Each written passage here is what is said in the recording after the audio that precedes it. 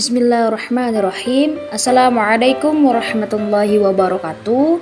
Perkenalkan, nama saya Marial Azizah, NIM 20111110313, Program Studi Pendidikan Agama Islam kelas 3A, Fakultas Tarbiyah dan Ilmu Keguruan di Institut Agama Islam Negeri Palangkaraya.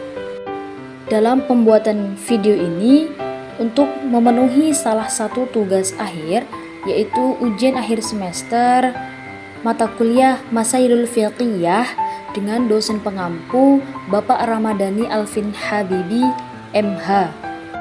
Dalam video kali ini saya akan membahas yang bertemakan pergantian alat kelamin menurut hukum Islam.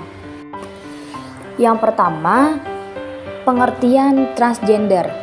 Transgender adalah orang yang cara berperilaku atau penampilannya tidak sesuai dengan peran gendernya pada umumnya.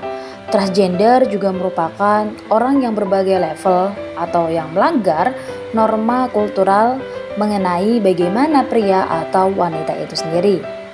Nah, jadi ada seseorang transgender itu bisa melalui transisi, kadang-kadang dengan bantuan terapi hormon atau operasi kosmetik untuk hidup dalam peran gender pilihannya, atau yang ingin menjalani operasi.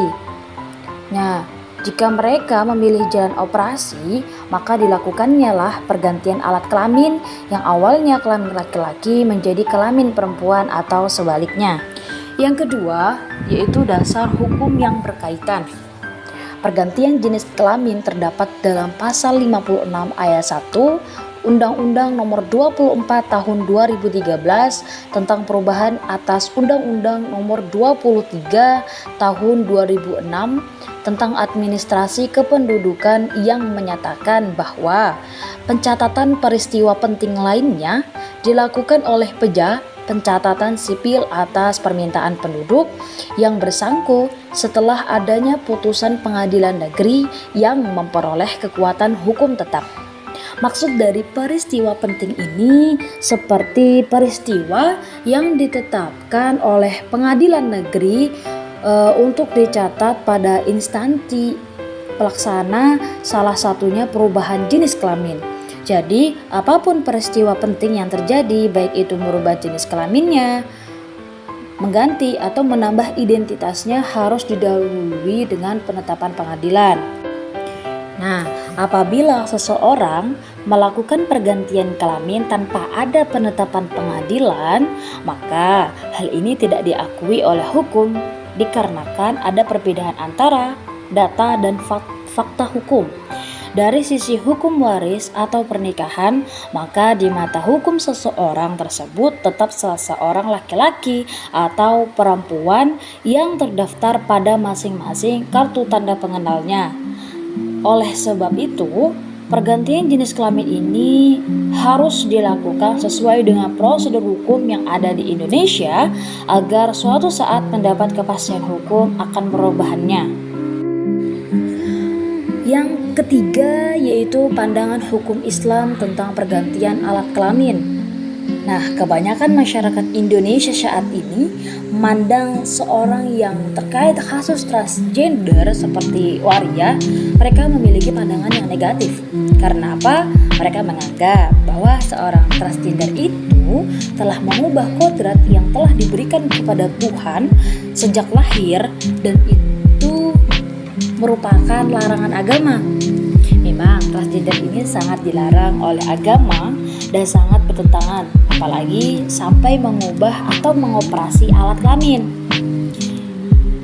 Kita ketahui manusia yang lahir dalam keadaan normal jenis kelaminnya sebagai pria atau wanita karena mempunyai alat kelamin satu berupa zakar atau penis atau farj, vagina yang normal karena sesuai dengan organ kelamin dalam. Tidak diperkenankan oleh hukum Islam melakukan operasi ganti kelamin. Nah, melakukan operasi pergantian alat kelamin ini yang dilakukan oleh orang yang normal dan sempurna tidak dibolehkan dan diharamkan.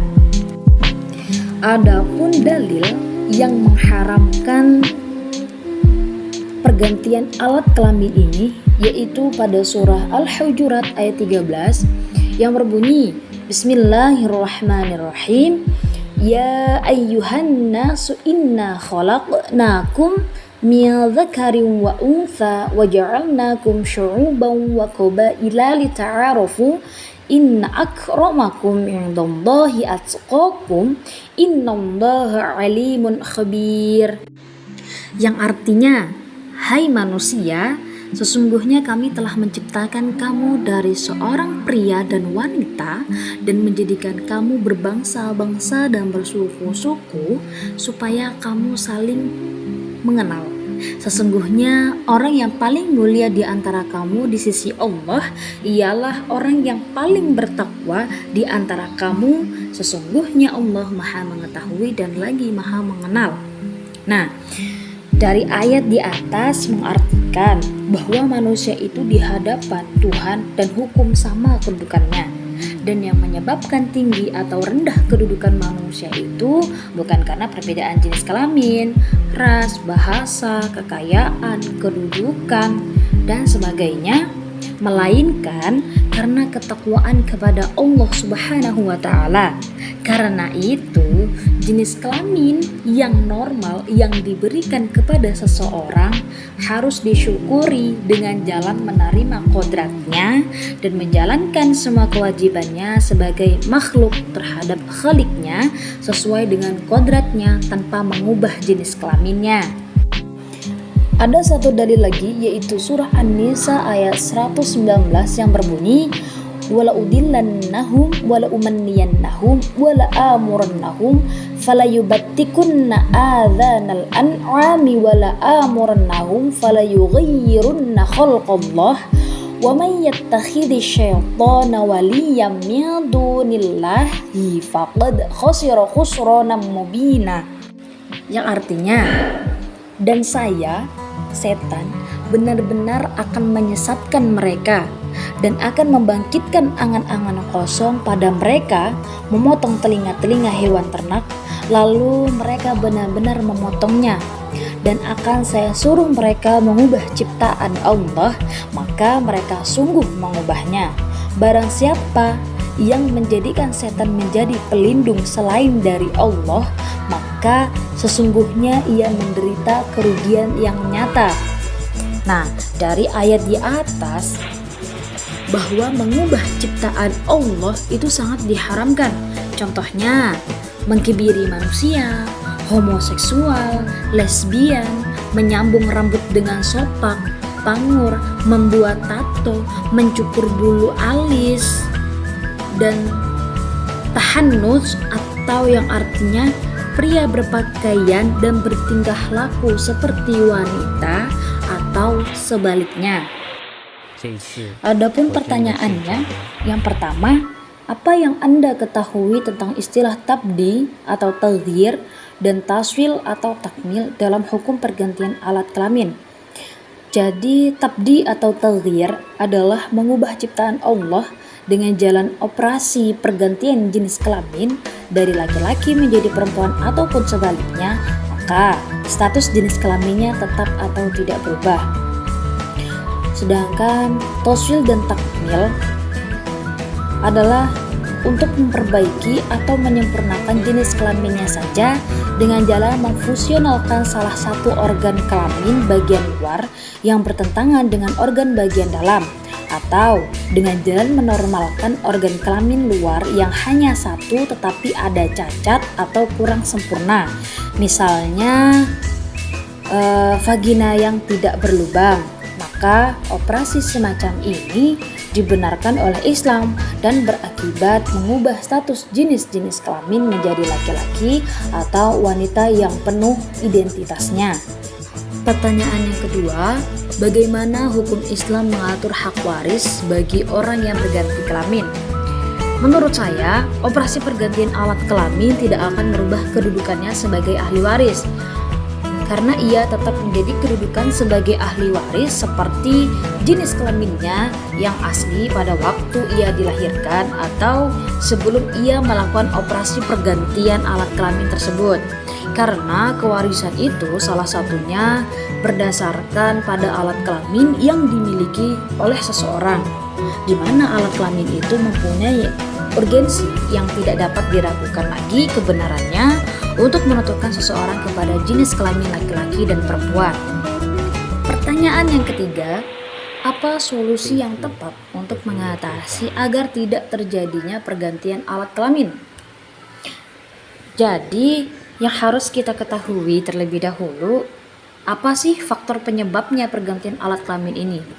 Nah, jadi penyebabnya bisa dari faktor bawaan, faktor lingkungan, dan faktor kejiwaan. Nah, setelah kita mengetahui faktor penyebabnya, maka solusinya adalah lingkungan yang mendukung, seperti tidak adanya bully-bulian, kecaman, ataupun sebagainya. Atau bisa juga kita itu bisa mengadakan sosialisasi tentang transgender ini. Nah, itu bisa membantu mereka untuk memahami apa itu transgender dan membuat mereka untuk berpikir secara jernih supaya tidak pergantian alat kelamin ini.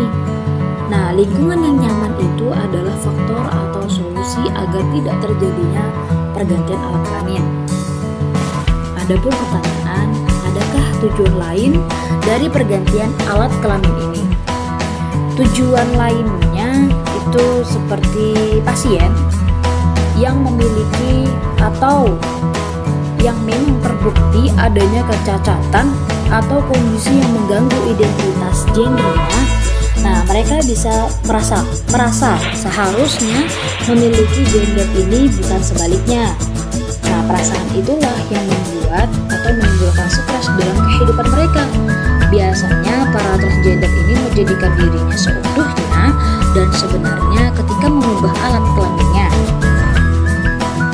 ketika dia ragu dengan dirinya, oh ternyata aku ini mempunyai jiwa-jiwa wanita atau pria, itulah yang menjadikan mereka melakukan pergantian alat kelamin ini.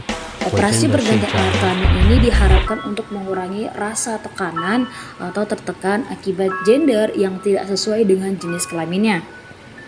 Mungkin itu saja yang bisa saya sampaikan mengenai pergantian alat kelamin menurut hukum Islam.